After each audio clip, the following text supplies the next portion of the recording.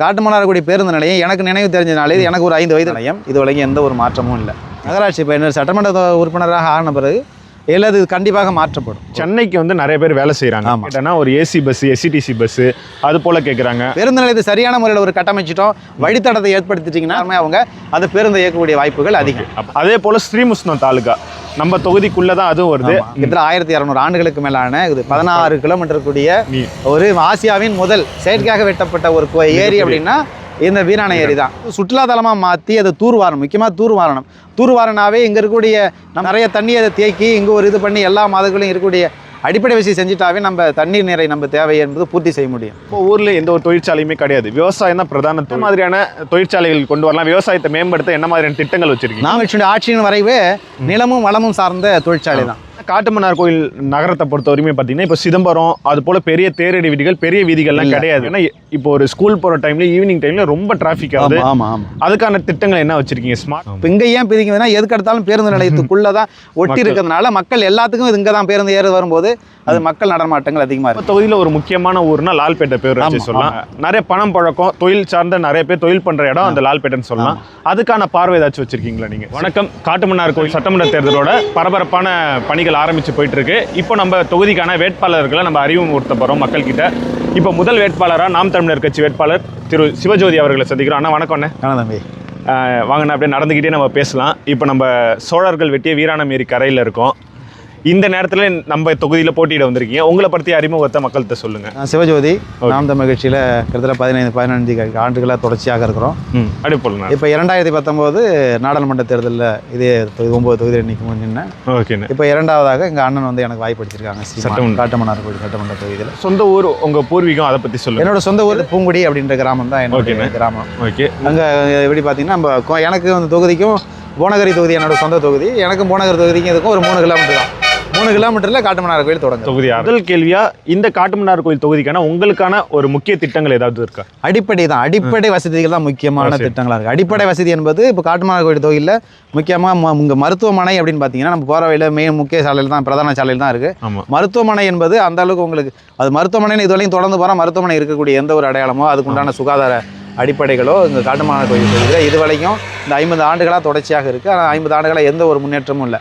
எந்த ஒரு அடிப்படை ஒரு பெரிய பிரச்சனைனாலும் சிதம்பரத்தை நோக்கி தான் நம்ம போக வேண்டியது. சிதம்பரம் ராஜாமுத்தை மருத்துவமனைக்கு தான் ஓபிக்கு தான் போக வேண்டியதாக இருக்குது, இல்லைனா நம்ம ஜிம்மருக்கு போக வேண்டியதாக இருக்குது. இப்போ முதன்மையாக அடிப்படை சுகாதார நிலையமாக மருத்துவமனையை தரம் உயர்த்தணும். ஓகேண்ணா. இப்போ இந்த தேர்தல் வர்றதை ஒட்டி நம்மளும் மக்கள்கிட்ட சில கேள்விகள்லாம் சமூக வலைதளம் மூலமாக கேட்டு அவங்கள்ட்ட இருக்கிற குறைகளும் நம்ம சில குறைகளையும் தேர்ந்துட்டு சில கொஸ்டின் போல் வச்சுருக்கோம். உங்கள்கிட்ட அதை கேட்குறேன், உங்களுக்கான பதில் சொல்லுங்கண்ணா. இப்போ காட்டுமன்னார்கோயில் தாலுக்கா வந்து பேரூராட்சியாக தான் இருந்துட்டு இருக்கு. ரொம்ப நாளாக மக்கள் நகராட்சி எப்போ வரும்னு கேட்டுருக்காங்க. அதுக்கான பதில் நீங்கள் என்ன வச்சுருக்கீங்க? நகராட்சி பயனர் சட்டமன்ற உறுப்பினராக ஆன பிறகு இது கண்டிப்பாக மாற்றப்படும். இப்போ காட்டுமன்னார்குடி பேருந்து நிலையம் எனக்கு நினைவு தெரிஞ்சனாலே இது எனக்கு ஒரு 5 வயது இருக்குது. இப்போ 40 கிட்டத்தட்ட 35 ஆண்டுகளுக்கு மேலே அந்த பேருந்து நிலையத்தில் எந்த ஒரு மாற்றமும் இல்லை. உங்களுக்கு கிட்டத்தட்ட 20 வயசு இருக்குது, 25 வயசு இருக்குன்னா நீங்கள் உங்களுக்கு தெரிஞ்சு பார்த்தீங்கன்னா காட்டுமன்னார்கோயிலில் எந்த ஒரு அடிப்படை இந்த பேருந்து நிலையம் பார்த்தீங்கன்னா எல்லா பேருந்து நிலையம் பார்த்தாலும் காட்டுமன்னார்குடி பேருந்து நிலையம் இது வரைக்கும் எந்த ஒரு மாற்றமும் இல்லை. முக்கிய அங்கே சுற்றியுள்ள எல்லா மக்களும் வந்து போகக்கூடிய வாழ்வாதாரத்துக்கு வந்து போகக்கூடிய ஒரு பகுதியாக காட்டுமன்னார்கோயிலில் இருக்குது. இது முக்கியமாக இந்த பேருந்து வசதிகளை மக்களுக்கு சரியான முறையில் ஏற்படுத்தி. இப்போ 2வது கேள்வி அதை பற்றி தானே. பேருந்து நிலையம் எப்போன்னு தான் நிறைய பேர் கேட்டாங்க. அது மட்டும் இல்லாமல் இப்போ சென்னைக்கு வந்து நிறைய பேர் வேலை செய்கிறாங்க. ஆமாம். இப்போ அவங்க போகும்போது பஸ் வசதி கம்மியாக இருக்குது. ரொம்ப நாளாக நிறைய மக்கள் என்ன கேட்டாங்கன்னா ஒரு ஏசி பஸ்ஸு, எஸ்சிடிசி பஸ்ஸு அது போல் கேட்குறாங்க. அதுக்கப்புறம் சிதம்பரம் ஜெயங்கொண்டத்துக்கு அடிக்கடி நம்ம டவுன் பஸ் போகுது. இப்போ சென்னை சிதம்பரம் அது போல் நகரங்களில் இப்போ தாழ்தள பேருந்து விட்டுருக்காங்க. அது போல் ஏதாச்சும் ஏற்பாடு பண்ண முடியும்? கண்டிப்பாக அதுதான் சொல்கிறேன். இது என்ன சிக்கல் இங்கே பேருந்து வருது சிக்கல்னா அடிப்படை வந்து பேருந்து நிலையம். பெரிய ஒரு பேருந்து நிலையம்னா வந்து வண்டி வந்து திரும்புறதுக்கோ கொள்ளுறதுக்கோ அந்த பயணம் வந்து போகக்கூடிய அந்த சாலைகள் சரியாக இருக்கும்போது அப்போ வந்து பேருந்துகள் என்பது அவங்க இயக்குவாங்க. இப்போ என்னன்னா பேருந்து நிலையம்னு எனக்கு நம்ம புதுசாக காட்டுமன்னார்கோயிலில் இருக்கிறவங்களுக்கு மட்டும்தான் அது பேருந்து நிலையம்னு தெரியும். புதிதாக வரக்கூடிய யாருக்குமே அது ஒரு பேருந்து நிலையம் மாதிரியான ஒரு தெரியாது. இதுதான் சிக்கல். இப்போ பேருந்து நிலையத்தை சரியான முறையில் ஒரு கட்டமைச்சிட்டோம், வழித்தடத்தை ஏற்படுத்திட்டிங்கன்னா தனியார் முதலாளிகளாக இருக்கலாம், அரசு பஸ் எல்லாருமே அவங்க அந்த பேருந்தை இயக்கக்கூடிய வாய்ப்புகள் அதிகம். அது நம்ம வரும்போது கண்டிப்பாக அதை இப்போ தமிழர் ஆட்சிக்கு வந்துருச்சுன்னா நம்ம சட்டமன்றத்தில் நீங்கள் ஜெயிச்ச பிறகு முதல் வேலையாக காட்டுமன்னார்கோயிலுக்கான பெரிய பேருந்து நிலையம் கண்டிப்பாக உருவாக்கப்படும். இப்போ அண்ணன் சொல்கிற மாரி நம்ம தொகுதிக்கு நம்ம ஊருக்கு வந்து பெரிய பேருந்து நிலையம் கண்டிப்பாக தேவை. அதே போல் ஸ்ரீமுஷ்ணம் தாலுகா நம்ம தொகுதிக்குள்ளே தான் அதுவும் வருது. அதுக்கான வந்து ஒரு பார்வைங்கிறது கம்மியாக. இப்போ கடைசி ஆண்டில் தான் அதை வந்து வேளாண் பாதுகாக்கப்பட்ட மண்டலமாகவும் அறிவிச்சாங்க. அதுக்கான ஒரு பார்வை வந்து மக்கள் மத்தியில் ரொம்ப கம்மியாக இருக்குது. அதுக்கான வளர்ச்சி திட்டங்கள் ஏதாச்சும் கொண்டு வந்திருக்கீங்களா, நீங்கள் யோசிச்சு வச்சிருக்கீங்களா? கண்டிப்பாக அது சுற்றுலா பெஸ்ட்டு. திருமுட்டம் வந்து ஒரு பெரிய ஒரு ஸ்ரீமுருகன் என்பது ஒரு மிக போவராக கோயில் என்பது ஒரு முக்கியமான ஒரு சுற்றுலா வழிபாட்டு ஸ்தலம், வரலாற்று ஸ்தலம். அதில் வந்து பார்த்தீங்கன்னா சரியான பேருந்து நிலையம் கட்டியிருக்காங்க.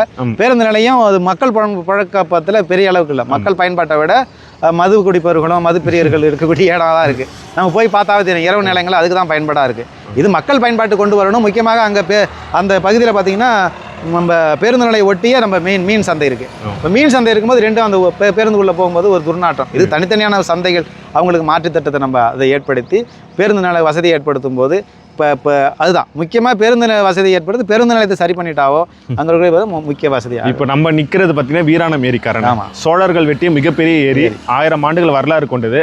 ஆனால் இதோட கரைகளும் வீராணம் ஏரி தூர்வாடுறதை பற்றி நிறைய கேள்விகள் இருக்குது. முக்கியமாக கரை ஓரங்களில் நிறைய மக்கள் குப்பைகள் கொட்டி ரொம்ப அசுத்தமாக இருக்குது. அதுவும் இல்லாமல் நிறைய பேர் மது அருந்துற இடமா இதாக தான் இருக்குது. ரொம்ப நாளாக தூர்வாரப்படலைன்னு கேள்விகள் மக்கள் கேட்குறாங்க. இது ரெண்டுத்துக்கும் உங்களோட நான் தொடர்ந்து நான் பேசிட்டு தான் வரேன். என்னோட கட்சி சார்ந்த பேட்டியிலையும் தொடர்ந்து நான் வீராணம் ஏரியா கிட்டத்தட்ட 1600 ஆண்டுகளுக்கு மேலான இது 16 கிலோமீட்டர் கூடிய ஒரு ஆசியாவின் முதல் செயற்கையாக வெட்டப்பட்ட ஒரு ஏரி அப்படின்னா இந்த வீராணம் ஏரி தான். சோழர்களால் கட்டப்பட்ட போது இப்போ என்னென்னா இது வரையுமே தூர்வாரப்படலை. அதுக்குண்டான நிதி ஒதுக்கியிருக்காங்க, எல்லாம் சேர்ந்து அது இன்னும் அதுக்குண்டான பயன்பாட்டுக்கு வரல. இப்போ வீராணம் ஏரி நாம் தமிழ் கட்சி வரும்போது இது முக்கிய நாங்கள் எங்களுடைய துண்டறிக்கையிலே கொடுத்துருக்கோம். துண்டறிக்கையில்னா இது சென்னையினுடைய நீர் ஆதாரம். நமக்கு இங்கே சுற்றி உள்ள பகுதி, நான் வாழக்கூடிய பகுதி, இது எல்லாருக்குமே நீர் ஆதாரம். நீர் ஆதாரம்னா விவசாயத்துக்கு எல்லாத்துக்குமே பயன்படக்கூடிய நீராதாரம் விளங்கக்கூடிய இந்த வீராணம் ஏரி என்பது நம்ம வரும் பிறகு அது சுற்றுலாத்தலமாக மாற்றுதுன்னு இங்கே இருக்கக்கூடிய மக்களுடைய கோரிக்கையாக இருக்குது. அப்போது சுற்றுலாத்தலமாக மாற்றி அதை தூர்வாரணும். முக்கியமாக தூர்வாரனாவே இங்கே இருக்கக்கூடிய நம்ம வந்து காவிரி தண்ணியை எதிர்பார்த்துருக்கக்கூடிய அவசியமே இல்லை. நம்ம துண்டறிக்கையில் கொடுத்துருக்கோம். காவிரி தண்ணியை நம்ம எதிர்பார்க்கக்கூடிய இந்த தண்ணீர் இதை தூர்வாரி இந்த நிறைய தண்ணியை அதை தேக்கி இங்கே ஒரு இது பண்ணி எல்லா மதங்களையும் இருக்கக்கூடிய அடிப்படை வசதி செஞ்சுட்டாவே நம்ம தண்ணீர் நிறை நம்ம தேவை என்பது பூர்த்தி செய்ய முடியும். இப்போ நாம் தமிழ் எங்களோட துண்டறிக்கையில் கொடுக்கறது வீராணம் ஏரியை தூர்வாரி அது தண்ணீர் தேக்க மட்டும் இல்லாமல் ஒரு பகுதியை சுற்றுலாத்தலமாக அந்த தண்ணீரை சுற்றுலாத்தலமாக மாற்றி இங்கே இருக்கக்கூடிய மக்களுடைய வாழ்வாதாரம்னா அங்கே ஒரு கடைகள் வச்சுருப்பாங்க. ஒரு சுற்றுலாத்தலம் மாற்றிட்டாங்கன்னா இங்கே இருக்கக்கூடிய சுற்றி இருக்கக்கூடிய மக்களுக்கெல்லாம் அவங்களுடைய கடை வச்சுருப்பாங்க. அதை நம்பி வாழக்கூடிய அமைப்பு.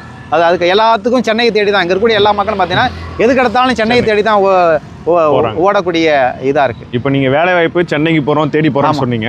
இப்போ நம்ம ஊருக்கு பைபாஸ் வந்துருச்சு. அதால் வந்து இப்போ முக்கிய நகரங்களுக்கு இல்லை, இப்போ திருச்சி இதுக்கு போய் நம்ம கனெக்ட் பண்ணிக்கலாம். ஆனால் பேருந்து இல்லை, அதை நீங்கள் கொண்டு வரன்ட்டீங்க. இப்போ வேலை வாய்ப்புனா நம்ம ஊரில் எந்த ஒரு தொழிற்சாலையுமே கிடையாது. விவசாயம் தான் பிரதான தொழில். இப்போ அதை மையப்படுத்தி இப்போ நாம் தமிழர்கிட்ட தான் நம்ம விவசாயத்தை பற்றி கேட்க முடியும். நீங்கள் என்ன மாதிரியான தொழிற்சாலைகள் கொண்டு வரலாம், விவசாயத்தை மேம்படுத்த என்ன மாதிரியான திட்டங்கள் வச்சுருக்கீங்க? நாம் தமிழ் ஆட்சியின் வரைவே நிலமும் வளமும் சார்ந்த தொழிற்சாலை தான். இந்த இருக்கக்கூடிய பகுதிகள் விவசாயம் சார்ந்த நிலைனா அந்த விவசாயம் சார்ந்த நிலைகளை அண்ணன் சீமான் ஏற்கனவே தன்னுடைய பேட்டிகள் கொடுத்தாங்க. இங்கே இருக்கக்கூடிய வளங்களை கொண்டு இங்கே இருக்கக்கூடிய மக்களுக்கு வாழ்வாதாரத்தை சொல்கிறது தான். இப்போ இங்கே வெத்தலை இருக்காங்க பற்றியா, இப்போ பார்த்தீங்கன்னா வெத்தலைகள் அதை சரியான முறையில் கொண்டு போகலாம். இங்கே எல்லா விதமான பயிர்களும் இங்கே பாதிக்கும். அதுக்கு உண்டான சரியான அவங்களுக்கு அந்த பயிருக்கு தேவையான ஆதாரங்கள் அவங்களுக்கு ஒரு பயிர் செய்கிறாங்க அப்படின்னா அதுக்குண்டான விலை ஆதாரங்கள் கொடுக்குறோம். அது இல்லாமல் வளமும் சார்ந்த சில தொழிற்சாலைகள், இப்போ விவசாயம் சார்ந்த தொழிற்சாலைகள் அப்படின்னா இங்கே என்ன விளையுதோ அந்த விளையக்கூடியது அரசே எடுத்துக்கும். ஒரு 100 ஏக்கர் 50 ஏக்கர் அரசே அவங்களுக்கு குத்தகை எடுத்து அந்த நிலங்களை அதில் பயிரிட்டு அதில் படித்தவர் படிக்காதவர் அனைவருக்கும் வேலை. உதாரணத்துக்கு ஒரு மாட்டு பண்ணை வைக்கிறோம். ஒரு மாடு அளவுக்கு ஒரு நிறையா இங்கே புறம்போக்கு நிலம் அரசு நிலங்கள் நிறையா இருக்குது. அதை நம்ம எடுத்து அது வந்து ஒரு மாடு ஆடு மாடு அரசு பணி. ஆடு மாடு அரசு பணியின் போது இப்போ அங்கே மாடு மேய்க்கிறதுன்றது ஒரு இழிவான தொழில் கிடையாது. இப்போ ஆடு மாடு என்பது அரசு வேலையாக நாங்கள் சொல்கிறோம். அது அரசு வேலையாக படித்தவர் படிக்காதவர் இருவருக்கும் வேலை. படித்தவர் படிக்காத எப்படி வேலை கொடுக்க முடியும் அப்படின்னா, இப்போ மாடு பண்ணைகளை உருவாக்குறோம் அப்படின்னா ஒரு 50 ஏக்கர் மாடு பண்ணைகளை உருவாக்குறோம் அப்படின்னா இப்போ இந்த மாடு மேய்க்கிறோம். மாடு போது சும்மா குச்சி எடுத்துகிட்டு போய் மேய்க்கிறது இல்லை. அதுக்குண்டான வாகனங்கள் அப்படி தான் மேய்க்கிறோம். அதில் மாடு போடக்கூடிய கழிவுகள் சாணங்களோ அதெல்லாம் எடுக்கிறதுக்கு அதுக்கு தனி நம்ம அமைப்பு தனினா ஒரு எல்லாமே எந்திரத்தினால் அந்த சாணி எடுக்கிறவங்க அது படிக்காதவங்க அவங்களால அதை செய்ய முடியும். படித்தவனுக்கு என்ன வேலைன்னா அந்த மாலில் வரக்கூடிய பாலை அந்த மாலில் வரக்கூடிய பால் அதை பாலாடை கட்டியாக மாற்றலாம். அந்த உணவுப் பொருட்களாக அதை மதிப்பு கூட்ட பொருளாக உருவாக்கும் போது படித்தவனுக்கு அவன் மார்க்கெட்டிங் பண்ணுவான். இதை சந்தைப்படுத்துறதுக்கு படித்தவன். இதுதான் அந்த நிலமும் வளமும் சார்ந்தன்னா இங்கே இருக்கக்கூடிய வளத்தை வைத்து நம்ம இங்கே இருக்கக்கூடிய மக்களுக்கு எதுக்கெடுத்தாலும் நகரத்தை தேடி ஓடாமல் எதுக்கெடுத்தாலும் சென்னை ஓடாமல் அங்கே இருக்கக்கூடிய மக்களுக்கு சார்ந்த வளம் சார்ந்த அந்த தொழிற்சாலைகளை உருவாக்கும் நாம் தமிழ் கட்சி. அதிகம் ரொம்ப நாளாக நம்ம தொகுதியில் பார்த்திங்கன்னா இந்த குறுங்குடி கண்டமங்கலம் சைடில் அரும்பு ரொம்ப அதிகமாக பயிரிடுவாங்க. அது வந்து சமீப காலமா ரொம்பவே குறைஞ்சிச்சு. 100 பேர் பயிரிட்டதுல இப்போ 1 பேர் தான் பயிரிடுறாங்க. அந்த அளவுக்கு குறைஞ்சிச்சு. நிறைய பேர் வந்து அதை சார்ந்த தொழிற்சாலை கேட்டாங்க. அதுக்கான அதுதான் சொல்றேன். நிலமும் வளம் சார்ந்த சாலைன்னா அதுதான் ஏற்கனவே சொல்லிட்டோம். நிலமும் வளம், இந்த நிலத்துல என்ன வளம் இருக்கு, அரும்பு இருக்குன்னா அரும்பு இப்போ ஒருத்தவங்க தான் செஞ்சிட்டாங்க. ஏன்னா அவங்களுக்கு உரிய விலை ஆதாரம் கிடைக்கல, அதை சந்தைப்படுத்துறதுக்கு உண்டான எதுவும் இல்லை. இது எல்லாமும் நாம் தமிழ் கட்சி செஞ்சு கொடுத்துரும். சந்தைக்குன்னா அந்த இங்க அரும்பு செய்யுதுன்னா அதை அதிகமாக எடுத்து அவங்களுக்கு உண்டான வழித்தடங்களோ இல்லை பேருந்து வசதிகளோ அதுக்கு அந்த பொருள் போகிறதுக்கு உண்டான வழித்தடம் ஏற்றி கொடுத்தாவே அந்த மக்கள் அது அவங்க வாழ்வாதாரம் அவங்க வளம் பெறும். அதே போலனா இப்போ காட்டுமன்னார் கோயிலுங்கிறது வளர்ந்துருச்சு, நகராட்சியை நோக்கி ரொம்ப பெருசாக போயிட்டு இருக்கு, மக்கள் தொகை பெருகிட்டே இருக்கு. அதுக்கேற்ற மாரி வாகனங்களும் பயன்பாடு ரொம்ப அதிகமாயிடுச்சு. ஆனால் காட்டுமன்னார் கோயில் நகரத்தை பொறுத்த வரையுமே பார்த்தீங்கன்னா இப்போ சிதம்பரம் அது போல் பெரிய தேரடி வீதிகள் பெரிய வீதிகள்லாம் கிடையாது. அதுக்கான ஒரு ஸ்மார்ட் திட்டம், ஏன்னா இப்போ ஒரு ஸ்கூல் போகிற டைம்ல ஈவினிங் டைம்ல ரொம்ப டிராஃபிக் ஆகுது. அதுக்கான திட்டங்கள் என்ன வச்சிருக்கீங்க? ஸ்மார்ட் திட்டம் நம்ம கேள்வி KMK ஸ்மார்ட் திட்டம் இப்போ எதுக்கு எடுத்தாலும் இப்போ கனவு நமக்குன்னு ஒரு கனவு திட்டம் இருக்குல்ல, கனவுன்னு நான் காட்டுமன்னார் கோயில் இப்படிலாம் வைக்கணும் அப்படின்ட்டு. இப்போ இந்த நகரத்துக்குள்ள இப்போ என்னென்னா ஏன் நகரம் பிதுங்கி வழிங்குதுன்னா எல்லா மக்களும் அங்கே வந்து சேரும். அப்போ பேருந்து நிலையம் வந்து சின்னது இருக்குது, ஒரு தனித்த ஒரு இடத்துல அது நிறையா நமக்கு பேருந்து நிலையத்தை ஒட்டி நிறைய இடங்கள் இருக்குது. அப்போ கொஞ்சம் வெளியில் வச்சுட்டோம் அப்படின்னா இந்த அதுக்குண்டான பேருந்து போக்குவரத்து இதெல்லாம் செய்யும்போது நகரம் பிதுங்கி வழியாது. இப்போ சிதம்பரத்தில் ஏன் அவ்வளோ கூட்டம் வர மாட்டேதுன்னா ஒரே இடத்துல இல்லை, இப்போ கீழே விதி மேலே விதி அப்படின்னு 4 பக்கமும் இருக்கிறதுனால இந்த நகரம் பிதுங்கி வழிகிறது இல்லை. இப்போ இங்கே ஏன் பிதுங்குதுன்னா எதுக்கு எடுத்தாலும் பேருந்து நிலையத்துக்குள்ளே தான் ஒட்டி இருக்கிறதுனால மக்கள் எல்லாத்துக்கும் இங்கே தான் பேருந்து ஏறு வரும்போது அது மக்கள் நடமாட்டங்கள் அதிகமாக இருக்குது. எல்லாத்துக்கும் போகிறதுக்கும் ஒரு வழி ஆகிடும். இப்போ சிதம்பரம் வரணும், இந்த பக்கம் போகணும், இந்த சேத்தியத்தை போகணும், எல்லாத்துக்கும் அதுதான் வழியாக இருப்பதுனால இதுதான். இப்போ மாற்று வழித்தடம் ஏற்படுத்தி கொடுத்து அப்படி இருக்கும்போது அதனால் நகரத்தை நம்ம அந்த நகரத்தை செழும்படுத்த முடியும். மக்கள் வந்து சுலபமாக தன்னுடைய பயணங்களை மேற்கொள்ளணும். அந்த டிராஃபிக் எங்களோட கோரிக்கை என்ன, அந்த டிராஃபிக் இல்லாமல் ஆகணும். அதுக்கான திட்டம் அதுக்கு தான் மாற்று வழித்தடங்கள், மாற்று வழி நிறைய வீதிகள் இருக்குது. ஆமாம், நிறைய வீதிகள் இருக்கும்போது அதை நம்ம செய்யும்போது சரியாக இருக்கும். சரி. அதுக்கப்புறம் நம்ம தொகுதியில் ஒரு முக்கியமான ஊர்னா லால்பேட்டை பேர் வச்சு சொல்லலாம். நிறைய வெளிநாட்டு பணங்கள், நிறைய பணம் பழக்கம், தொழில் சார்ந்த நிறைய பேர் தொழில் பண்ற இடம் அந்த லால்பேட்டைன்னு சொல்லலாம். அதுக்கான பார்வை ஏதாச்சும் வச்சிருக்கீங்களா நீங்க? சிறப்பு பார்வை என்ன, நான் லால்பேட்டை மக்களுடைய அவங்களுக்கு என்ன தேவைகள் என்பதை நிறைவேற்றணுமோ அவங்க சார்ந்த அங்க இருக்கக்கூடிய சில பேர் என்ன கேட்குறாங்கன்னா இங்க ஒரு மருத்துவமனை கொஞ்சம் வேணும் அப்படிங்கிற போல கேட்குறாங்க. மருத்துவமனை பக்கத்துல இருந்தாலும் இங்க ஒரு மருத்துவமனை சொல்ல ஏற்கனவே சொன்னது தான். இப்போ ஒரு 5 கிலோமீட்டருக்குள்ள ஒரு நல்ல ஒரு நல்ல தேவையான அளவுக்கு நல்ல அந்த நோய்களை குணப்படுத்தக்கூடிய அவங்களுக்கு வரக்கூடிய சாதாரண சில வியாதிகளோ தீர்க்கக்கூடிய அளவுக்கு நம்ம சுகாதார மையம் ஒரு 5 கிலோமீட்டருக்குள்ளே மாற்றி செய்ய போகிறோம். அப்போ அதை செய்யும்போது இது சரியாக இப்போ இது செய்யும்போது ரொம்ப அதிகமான இருக்கும்போது காட்டுமன்னார் கோயிலை தரம் உயர்த்திட்டோம் அப்படின்னா அதே அவங்களுக்கு போனதுமான அளவாக இருக்கும். இப்போ நம்ம நிற்கிறது சேத்தியாத்தோ வீராணேரிக்காக சேத்தியாத்தோப்பு காட்டுமன்னார் கோயில் சாலை.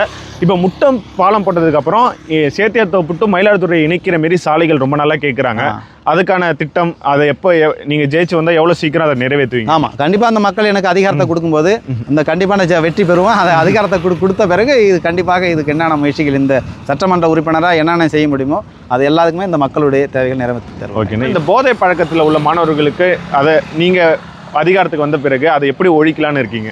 ஆமாம், இப்போ முக்கிய பிரச்சனையாக இருக்கிறதுக்கு இப்போ தமிழன் என்பது தன்னுடைய மறந்து போகிறது காரணமே இந்த போதை தான். தன்னுடைய உணர்வு தன்னை யாருன்னே தெரியாத அளவுக்கு அவன் மதிமயங்கி போய் நிற்கிறான். இப்போ இதை நம்ம மீட்டு கொண்டு வர இப்போ என்னென்னா அரசே இதை வந்து நம்ம அரசே வந்து இந்த மதுபானத்தை வைக்கிறனால அரசே இது செயல்படுத்துறதுனால தான் இது சிக்கல். இப்போ தனியார் நடத்தக்கூடிய மதுபானத்தை அரசு நடத்துறதும் அரசு நடத்தக்கூடிய பள்ளிகளை தனியார் நடத்துறது தான் இதனுடைய சிக்கல். இப்போ இதனால தான் இந்த மக்களுடைய இப்போ அரசே நடத்துறதுனால இப்போ என்ன அரசியல் நடத்துறதுனால எல்லாருக்கும் அது பயம் போயிடுது. அரசாங்கம் நடத்துது அதனால் அந்த பயம் போயிடுது தான். இப்போ முக்கியமாக நாம் தமிழ் கட்சி வரும்போது அதுக்குண்டான ஆலோசனைகளோ அதுக்குண்டான ஒரு மையங்களோ ஏற்படுத்தி இந்த படிக்கக்கூடிய பள்ளிகளுக்கு இப்போ என்னென்னா அவனுடைய சிந்தனைகளை மாற்றணும். சிந்தனைகளை மாற்றணும் போது ஒரு விளையாட்டில் அவனை செலுத்துது, ஒரு விளையாட்டு மையம் ஏற்படுத்திட்டோன்னா அவன் சிந்தனை ஃபுல்லாக இதில் போயிடும். அவனுக்கு அந்த கெட்ட சிந்தனைகள் என்பது வராது. ஓகே, சொல்லு. இப்போ நான் உங்கள்கிட்ட கேள்வி கேட்ட வரையும் நம்ம மக்கள்கிட்ட என்னென்ன குறைகள் இருக்கோ அவங்கள அணுகி அதை தீர்க்கிறதா சொன்னீங்க. இப்போ நம்ம கருத்து கேட்ட வரையுமே நிறைய மக்கள் வந்து இடுகாடு பிரச்சனை இருக்குது, சாலை வசதி, மின்விளக்கு வசதி சாலைகளில் இல்லைன்னா பெரும்பாலும் சொன்னாங்க. அதை நீங்கள் எப்படி குறைகளை கேட்டு நீங்கள் தீர்க்கிறேன்னு சொல்லிட்டீங்க. இந்த குறைகளை நான் உங்கள்கிட்ட சொல்கிறேன். இப்போ என்னென்னா அடிப்படை தான் ஏற்கனவே ஆரம்பத்திலே சொன்னது அடிப்படை தேவைகள். காட்டுமன்னார் கோயிலில் எல்லா பகுதியும் நான் சுற்றி வந்துட்டேன். ஆயங்குடியிலேருந்து எல்லா பகுதியும் நான் சுற்றி வரும்போது சாலை வசதி, முக்கியமாக சாலை வசதி இல்லை. சாலை வசதி ரொம்ப பிரச்சனையாக இருக்குது. இது வரைக்கும் இது அதிகாரத்தில் இருந்தவர்கள் அது எந்த மக்களுக்கான பயனும் செய்யலை.